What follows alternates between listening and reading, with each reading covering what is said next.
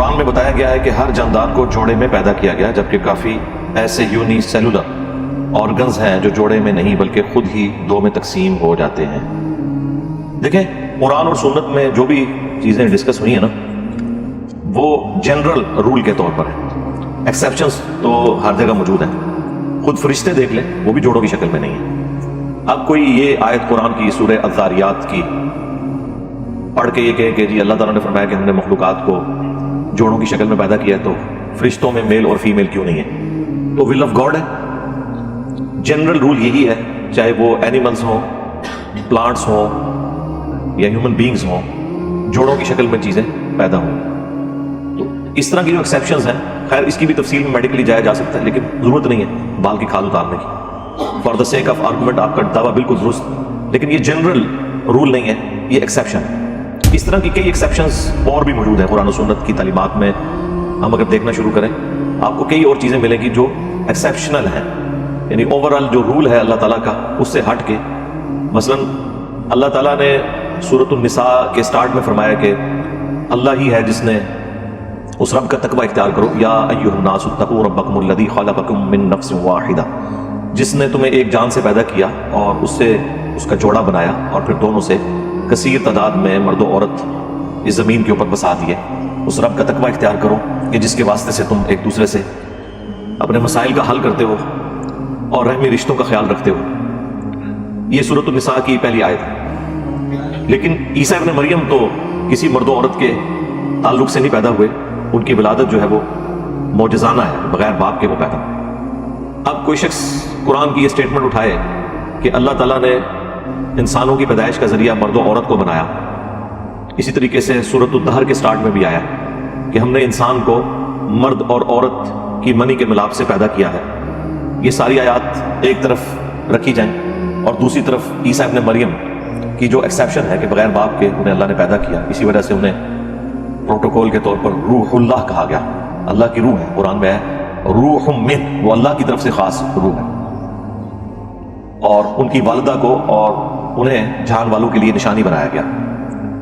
تو یہ ایک ایکسیپشن ہے۔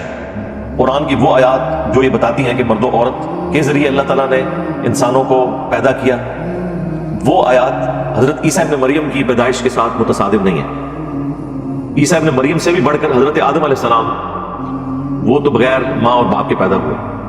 یہ اللہ تعالیٰ کی ایک خاص حکمت تھی، اور یہ سارے معاملات آگے چلے۔ اچھا، اس میں بعض لوگ پوچھ رہے ہوتے ہیں کہ بہن اور بھائی کا رشتہ جو ہے وہ حرام ہے، تو پھر یہ آگے نسل کس طرح چلی؟ اس کے بارے میں قرآن و سنت میں خاموشی اختیار کی گئی ہے، نہ یہ کوئی ایسی تفصیلات ہیں جنہیں ڈسکس کرنا ضروری ہے۔ بہن اور بھائی کے رشتے کی جو حرمت ہے وہ اس لیے ہے کہ اللہ تعالیٰ نے فرمایا، اگر اللہ تعالیٰ اس کی اجازت دیتا تو یہ بھی حرمت کوئی نہ ہوتی۔ جس طرح کہ بنی اسرائیل کے اندر اس چیز کی اجازت تھی کہ کوئی مرد دو بہنوں سے اکٹھا نکاح کر سکتا ہے، لیکن سورۃ النساء میں اللہ تعالیٰ نے منع فرما دیا۔ جو حرمت والے رشتے گنوائے ہیں ان میں سے ایک یہ ہے کہ بیک وقت دو بہنوں کے ساتھ نکاح نہیں کیا جا سکتا۔ آلٹرنیٹیولی ضرور ہو سکتا ہے، ایک وقت میں دو عورتیں عقد میں نہیں آ سکتی، اور اسی کی ایکسٹینشن پھر نبی علیہ السلام نے فرمائی ہے۔ بخاری مسلم دونوں میں حدیث ہے۔ قرآن میں تو اتنا ہی آیا کہ دو بہنیں ایک عقد میں نہیں آ سکتی، لیکن بخاری مسلم میں نبی علیہ السلام نے اس کی ایکسٹینشن اس اعتبار سے فرمائی کہ پھوپھی کو اور اس کی بھتیجی کو ایک جگہ پہ جمع نہیں کیا جا سکتا۔ اور اسی طریقے سے اس کا ایک فارمولہ آپ سمجھ لیں، ہر وہ دو عورتیں جن میں سے اگر کسی ایک کو مرد تصور کر لیا جائے اور ان کی آپس میں شادی نہ ہو سکتی ہو، تو وہ دو عورتیں کسی ایک مرد کے ہاں جمع نہیں ہو سکتی۔ مثلا قرآن میں آیا کہ دو بہنیں ایک مرد کے اندر جمع نہیں ہو سکتی، تو دو بہنوں میں سے اگر ایک کو مرد تصور کر لے تو یہ آپس میں کیا رشتہ بنا؟ بہن اور بھائی کا۔ تو کیا بہن بھائی کی شادی ہو سکتی ہے؟ نہیں۔ اب یہ ایک جنرل رول ہے۔ اسی طریقے سے پھوپھی اپنے بھتیجے کے ساتھ یا بھانجے کے ساتھ شادی کر سکتی ہے کیا؟ نہیں۔ تو بس بھتیجی اور بھانجی اور وہ پھوپھی کسی ایک مرد کے اندر بھی جمع نہیں ہو سکتے۔ اسی طریقے سے کیا چچا اور بھتیجے کی شادی آپس میں ہو سکتی ہے؟ نہیں ہو سکتی۔ بس اس طریقے سے اب خالہ ہے یا پھوپھی ہے اور جتنے رشتے ہیں ان کے جن رشتوں کے ساتھ حرمت والا معاملہ بنتا ہے وہ دونوں ایک مرد کے اندر جمع نہیں ہو سکتے. تو یہ اللہ تعالیٰ نے ایک رول کے طور پر. اب رہ گیا کہ شروع میں کیسے نسل چلی. اس میں اہل تشیع کے ہاں روایتیں ملتی ہیں کہ آسمان سے کوئی اسپیشل عورتیں نازل کی گئیں جن سے آگے نسل چلی. اہل سنت کے ہاں اس طرح کی کوئی روایت ملتی نہیں ہے. اور شیعہ کے ہاں بھی جو روایتیں ہیں وہ کوئی اللہ اور اس کے رسول کے ریفرنس سے نہیں ہے بلکہ یہ اپنی جو روایات چل رہی ہیں اس کانٹیکسٹ میں. ورنہ اگر یہ اتنا کوئی ضروری ٹاپک ہوتا تو قرآن میں ایڈریس ہو جاتا. اہل سنت کے ہاں ایسا کچھ نہیں ملتا. البتہ جو شروع کے مفسرین ہیں انہوں نے جو اسرائیلی روایتیں ہیں ان سے رزلٹ نکالا ہے کہ صبح کے وقت جو جوڑا ہوتا تھا ایک مرد و عورت کا حضرت آدم اور سیدہ حوا علیہ السلام کے ہاں، اور شام کے وقت جو جوڑا ہوتا تھا ان کا کراس کروایا جاتا تھا. یہ بنی اسرائیل کی روایتیں ہیں، یہ نہیں قرآن و حدیث میں کہیں نہیں ملتا. یعنی صبح کے وقت جو لڑکا پیدا ہوا اس کی شادی شام کے وقت جو لڑکی ہے اس کے ساتھ. اور اسی کانٹیکس میں وہ کہتے ہیں وہ قابیل اور حابیل کی آپس میں جو لڑائی ہوئی. حالانکہ قرآن نے اس لڑائی کی وجہ اس طریقے سے کھول کر بیان نہیں کی، صرف اتنی کی ہے سورہ المائدہ کے اندر کہ ایک نے نظر پیش کی اللہ کے ہاں وہ قبول ہو گئی، دوسرے کی قبول نہیں ہوئی. ان کی آپس میں جیلسی فیکٹر تھا جس کی وجہ سے قابیل نے حابیل کو قتل کر دیا. حضرت آدم علیہ السلام کے 2 بیٹے تھے. اور یہ سارے کا سارا معاملہ پھر آگے قتل و غارت والا جو ہے وہ اسی کے سر پہ. بخاری مسلم میں حدیث ہے جب بھی کوئی کسی کو اس طرح ناحق قتل کرتا ہے تو اس کا عذاب اس پہلے قاتل کے اوپر بھی ہوتا ہے جس نے اس سارے معاملے کو آغاز کے طور پر کیا تھا. تو اس طرح کی جو چیزیں ہیں نا ان اٹینڈڈ چھوڑی بھی، ان کے اوپر تباہی کرنے کا فائدہ اس لیے نہیں ہوتا کہ ان میں سے نکلنا کچھ نہیں ہوتا. اگر سپوز یہ انفارمیشن حاصل بھی ہو جائے تو اس میں سے نکلے گا کیا؟ آپ کی صرف ایک علمی شہوت پوری ہو. قرآن و سنت کی جو تعلیمات ہیں وہ رزلٹ اورینٹڈ ہے. پورے قرآن کے اندر آپ کو نبی الاسلام کی بایوگرافی نہیں ملے گی، وہ ہمیں سیرت الرسول کی کتابوں میں پڑھتے ہیں. لیکن نبی الاسلام کی سیرت کے بارے میں جب پوچھا گیا، صحیح مسلم میں حدیث ہے ام عائشہ سے کہ نبی الاسلام کے اخلاق آپ کی سیرت کے بارے میں فرمائے، تو ہماری ماں سیدہ عائشہ سلام اللہ علیہا نے فرمایا کہ قرآن پڑھو، قرآن ہی نبی الاسلام کی سیرت ہے. اب اگر آج کا کوئی مسلمان ہوتا تو وہ کہتا کہ اماں یہ آپ بتا رہی ہیں قرآن سیرت ہے تو قرآن میں تو نبی الاسلام کے ماں باپ کا نام نہیں آیا، آپ کے ماں باپ کا جس نے نکاح پڑھایا تھا یا پڑھا تھا گواہ کون تھے، اس کا ذکر کوئی نہیں موجود، رشتہ کس نے مانگا تھا. تو یہ کہانیاں آج کے دور کی. یہ ساری چیزیں امپورٹنٹ ہوتی ہیں اس دور کے انسانوں کے لیے جس دور کے اندر پیغمبر آتے ہیں، کہ وہ دیکھتے ہیں کہ اس کا خاندان کون سا ہے، اس کے معاملات ماضی یہ سب کچھ. جو ابو سفیان کے بارے میں بخاری میں حدیث ہے کہ وہ کیسے روم کے دربار میں جب انہیں بلایا گیا تھا تو جو اس نے سوالات پوچھے تھے. لیکن ونس ایک چیز اسٹیبلش ہو جاتی ہے نا، اس کے بعد پھر اس شخص کا اپنا کردار بتاتا ہے کہ وہ اللہ کا پیغمبر ہے. آج کے دور میں ہمیں سے کوئی غرض نہیں ہے کہ نبی علیہ السلام بنو ہاشم میں آئے، کیونکہ ہم نہ تو بنو ہاشم کے بارے میں کچھ جانتے ہیں، نہ ہماری کوئی ان کے ساتھ لین دین ہے یا کوئی آبزرویشن ہے. ہم ان کے بارے میں بھی جتنا جانتے ہیں وہ قرآن و سنت کی روشنی میں ہی جانتے ہیں. ہاں اس زمانے کے لوگوں کے لیے امپورٹنٹ تھا کہ آپ اعلیٰ خاندان میں پیدا ہوں تاکہ باقی لوگوں کے اوپر قریش کا چونکہ غلبہ تھا اس حوالے سے پوری عرب کی سرزمین میں، اور اس میں بھی بنو ہاشم اور بنو امیہ یہ 2 ڈومیننٹ خاندان تھے. بنو امیہ کے پاس حکومت ہوتی تھی، بنو ہاشم جو ہے وہ متولی تھے حرم کے، اس کی وجہ سے ان کی بڑی ایک عزت تھی. اسی لیے انبیاء کرام علیہ السلام ہمیشہ ڈومیننٹ قبائل کے اندر آتے ہیں تاکہ اس اعتبار سے انہیں کوئی چیلنج نہ کر سکے. اس کا یہ قطر کوئی مقصد نہیں ہے کہ اسلام کوئی اس طرح کے قبائلی تعصب کے اندر بلیو کرتا ہے، لیکن بہرحال اللہ تعالیٰ نے پرائورٹی دی ہے کچھ خاندانوں کو. اس حوالے سے اللہ نے انہیں چن لیا. حضرت ابراہیم علیہ السلام کی اولاد کو اللہ نے چن لیا، بنو اسرائیل کو بھی اور بنو اسماعیل کو بھی. بنو اسرائیل کے اندر کتنے پیغمبر ہوئے ہیں؟ اللہ نے قرآن میں 2 دفعہ فرمایا یا بنی اسرائیل اذکروا نعمتی التی انعمت علیکم وانی فضلتکم علی العالمین.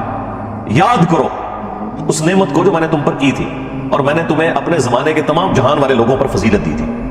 ہزاروں انبیاء کا سلسلہ آیا، بلکہ بخاری مسلم میں حدیث ہے کہ حکومتی معاملات بھی بنی اسرائیل میں انبیاء دیکھا کرتے تھے، اور جب بھی کوئی نبی فوت ہوتا تھا تو فوت ہونے سے پہلے ایک اور پیغمبر کو اپنا جانشین چھوڑ کے جاتا تھا، اور یوں چین چلتی تھی. لیکن نبی اسلام نے فرمایا کہ میری امت میں چونکہ ختم نبوت ہو چکی ہے، اب انبیاء کا سلسلہ تو ختم ہے، خلفاء ہو گئے، اور ظاہر ہے ان کا سٹیٹس پھر وہ والا تو نہیں ہو سکتا. جب ختم نبوت ہو گئی تو نبی اسلام کے بعد تو آپ کسی شخص کے بارے میں کلیم نہیں کر سکتے کہ وہ 100% کوئی پرفیکٹ پرسنالٹی ہوگا. 100% پرفیکٹ تو اللہ اور اس کے رسول عز و جل صلی اللہ علیہ وآلہ وسلم کی تعلیمات ہو سکتی ہیں، اللہ اور اس کے محبوب صلی اللہ علیہ وآلہ وسلم کی پرسنالٹیز ہو سکتی ہیں، باقی تو سب لوگوں نے فالو کرنا ہے. تو اس طرح کی وہ جو ایکسیپشن سے مجھے یاد آیا کہ یہ ایکسیپشن موجود ہے قرآن میں. اللہ تعالیٰ نے عموماً جب انسانوں کا ذکر کیا ہے 12 نمبر 30 میں تو فرمایا ہے انسان کا جو لائف سائیکل ڈسکس کیا ہے فَأَمَاتَهُ وَأَقْبَرَهُ. یعنی انسان کو موت آتی ہے اور اس کے بعد اسے قبر ملتی ہے. اب قرآن کی کوئی آیت اٹھائے اور یہ کہنا شروع کر دے کہ قرآن میں تو آیا کہ قبر ملتی ہے، تو قبر تو بہت سے لوگوں کو نہیں ملتی، تو قرآن کیا جھوٹا ہو گیا؟ نہیں، یہ عمومی بات کی جا رہی تھی. کئی لوگوں کو قبر نہیں بھی ملتی، لیکن عموماً چونکہ لوگوں کو قبر میں دفن کیا جاتا ہے اس لیے ایک جنرل بات ہے. ادروائز قرآن ہی میں ہے وَمِن وَرَائِهِمْ بَرْزَخٌ إِلَىٰ يَوْمِ يُبْعَثُونَ، ان کے مرنے سے لے کر قیامت کے اٹھائے جانے تک ایک ان سین بیریئر. سورۃ المومنون آیت نمبر 100. وہ ان سین بیریئر جو ہے وہ قبر کا بھی ہو سکتا ہے، ایئر کریش میں جو ہواؤں میں رات بکھر جاتی ہے وہ بھی ہو سکتا ہے، سمندر میں غرق ہوئے والے انسان کا بھی ہو سکتا ہے، سمندر میں غرق ہونے والے انسان کا بھی ہو سکتا ہے، اسی طریقے سے شیر کے پیٹ میں جانے والے انسان کا بھی ہو سکتا ہے. وہ اللہ کی مرضی ہے کہ اس کے لیے قبر کہاں پہ وہ بنا دے. اللہ تبارک و تعالیٰ تو ہر چیز کے اوپر قادر ہے. یہ ایک ان سین بیریئر ہے. تو لہٰذا اس طرح بال کی کھال اتارنا، اور پھر بعض اوقات لوگ یہ بھی کہہ رہے ہوتے ہیں دیکھیں جی قبر میں ہمیں تو عذاب نظر نہیں آتا، یا قبر کے اندر کدھر گھس گئے ہو، ادھر فرشتے موجود ہیں وہ تو میں نظر نہیں آ رہے، کیونکہ وہ اس فزیکل ورلڈ کی چیز ہی نہیں ہے. ہماری جو آبزرویشنز یا لمیٹیشنز ہیں، یہ سائنس جس چیز کے ساتھ ڈیل کرتی ہے وہ physical phenomena of nature. The knowledge obtained through observations and experiments is known as science. Science observation اور experiment، یہ دو چیزوں کے ساتھ ڈیل کرتی ہے. جو اس میں نہ آئے اس کو کیسے کوئی ڈیٹیکٹ کر سکتا ہے؟ آبزرویشن میں جو کچھ ہم دیکھ رہے ہیں، سن رہے ہیں، سونگ رہے ہیں، چھو کے پتہ چل رہا ہے، وہ یہ واضح ہم سب. اور ایکسپیریمنٹ جو چیزیں ہم آبزرو نہیں کر سکتے، ایکسپیریمنٹ سے انہیں محسوس کر لیتے ہیں. مثلاً یہ جو ہم موبائل فون یوز کر رہے ہیں، اب یہ کس طرح ورکنگ کر رہا ہے، کس طرح یہ سگنلز چلتے ہیں، الیکٹرو میگنیٹک ویوز، یہ کسی نے نہیں دیکھی. الیکٹرو میگنیٹک ویوز کسی نے نہیں دیکھی. تاروں میں چلتا ہوا کرنٹ کسی نے نہیں دیکھا. جنہوں نے کرنٹ دریافت کی ہے اور آج دنیا کو رہنے کے قابل بنا دیا الیکٹریسٹی کی برکت سے، ان کا بھی دعویٰ نہیں کہ ہم نے دیکھی ہے. بس انہوں نے ایکسپیریمنٹس کے ذریعے یہ چیز آبزرو کی ہے کہ الیکٹران کی موومنٹ کی وجہ سے یہ کرنٹ فلو کرتا ہے اور یہ ساری چیزیں. لیکن آبزرویشن میں تو آ گئی چیز. تو جو چیز آبزرویشن میں آ جائے وہ بھی سائنس. فرشتے جو ہیں وہ چونکہ اس فزیکل ورلڈ کی چیز نہیں ہے، نہ وہ آبزرویشن میں آئیں گے نہ ایکسپیریمنٹ میں. کچھ چیزیں ایکسپیریمنٹ میں آئیں گی، جس طرح یہ الیکٹرانک کی جتنی چیزیں ہیں چاہے ہم آبزرو نہ بھی کریں لیکن ایکسپیریمنٹ میں آتی ہیں، اور کچھ چیزیں ہم آبزرو کر لیتے ہیں. فرشتوں کو آپ نہ آبزرو کر سکتے ہیں نہ ایکسپیریمنٹ کر سکتے ہیں. ہاں اللہ تعالیٰ کبھی کوئی دکھانا چاہے کوئی غیر معمولی واقعہ تو ایک الگ بات ہے. ادروائز بخاری مسلم حدیث ہے جہاں لوگ اللہ کے ذکر کے لیے جمع ہوتے ہیں، اور مسلم کے الفاظ ہیں قرآن کی تعلیم کے لیے، قرآن سیکھنے اور سکھانے کے لیے اور اس کی تدریس کے لیے. سیکھنے سکھانے سے مراد صرف الف با تا نہیں ہے، اس سے مراد اس کی تدریس بھی ہے، اس میں جو تعلیمات ہیں. تو فرشتے ایسی مجلس کو ڈھانپ لیتے ہیں، لیکن یہ وہ آبزرو نہیں کر سکتا کہ فرشتوں نے ڈھانپا. ایون صحیح مسلم میں آتا ہے کہ ایک صحابی سورۃ الکہف کی تلاوت کر رہے تھے، تو وہ کہتے ہیں میں جب تلاوت شروع کی تو ایک بادل سا نمودار ہوا اور وہ اتنا قریب آیا میرا گھوڑا بھی بدک گیا. پھر جب میں تلاوت روکتا تھا وہ پیچھے ہو جاتا تھا، اور یہ مسلسل سلسلہ جاری رہا. انہوں نے اللہ کے نبی علیہ السلام کو آ کے عرض کیا تو نبی علیہ السلام فرمایا فرشتے سننے کے لیے آئے تھے. لیکن وہ صحابی کو فرشتے نظر نہیں آئے، وہ بادل کی شکل میں ایک بیریئر کے طور پر چیز نظر آئی. ہاں فرشتے انبیاء کرام کو نظر آتے ہیں، یا کبھی کوئی فزیکلی، جس طرح بخاری مسلم میں آیا حضرت جبرائیل علیہ السلام انسانی شکل میں آئے اور وہ نبی علیہ السلام کی مجلس میں چلتے ہوئے سفید کپڑوں میں گھٹنوں کے ساتھ گھٹنے ملا کے نبی علیہ السلام دوزانوں بیٹھے تو آمنے سامنے آ کے گھٹنے جوڑ کے بیٹھ گئے. اب اس طرح کا اتنی فرینکنس تو حضور کے ساتھ کسی کی بھی نہیں تھی.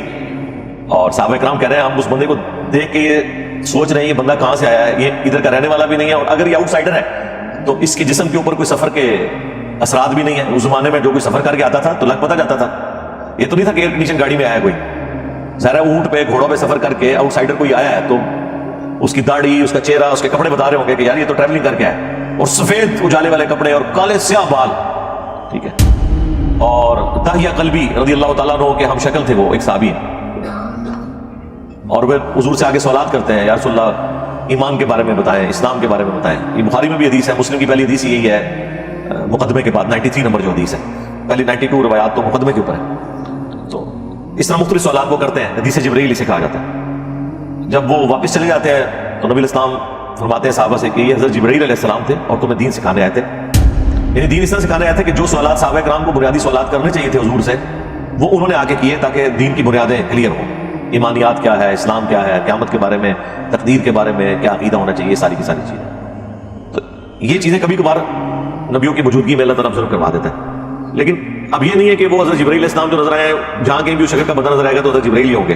وہ پہلی اور آخری دفعہ اسی شکل میں آیا. اب آندہ اگر دنیا میں آتے ہیں کس شکل میں کوئی نہیں بتا سکتا. یہ وہ چیزیں جو آپ آبزرو نہیں کر سکتے. اس کا فریم آف ریفرنس بالکل ڈفرینٹ ہے. لہذا ایمانیات کے حوالے سے آپ کا کانسیپٹ کلیئر ہونا چاہیے. قرآن کے پہلے صفحے پہ الذین یؤمنون بالغیب آئے, جو بغیر دیکھے ایمان رکھتے ہیں, کیونکہ کئی چیزیں جو ہم نے نہیں دیکھی نہیں, کچھ چیزیں ہم نے دیکھی ہوئی ہیں جو اللہ تعالیٰ ہمیں دکھا دیتا ہے زمین و آسمان میں, جو اللہ کی قدرت کے کرشمے ہیں, بارش کا برسنا, کھیتیوں کا اگنا, درختوں میں پھلوں کا لگنا, لیکن کئی چیزیں میرے آبزرویشن میں نہیں آتی ہیں. فرشتے ہو گئے وہ ہماری آبزرویشن میں نہیں ہیں, اور باقی معاملات, عذاب قبر ہے, آخرت نہیں دیکھی کسی نے, مستقبل میں ہونے والے واقعات. اس طرح قرآن میں جتنی چیزیں ہیں وہ آپ نے قرآن کو ٹوٹیلٹی میں لینا ہے, ایک پورا مقدمہ بیان ہو رہا تھا, پک اینڈ چوز نہیں ہوتا.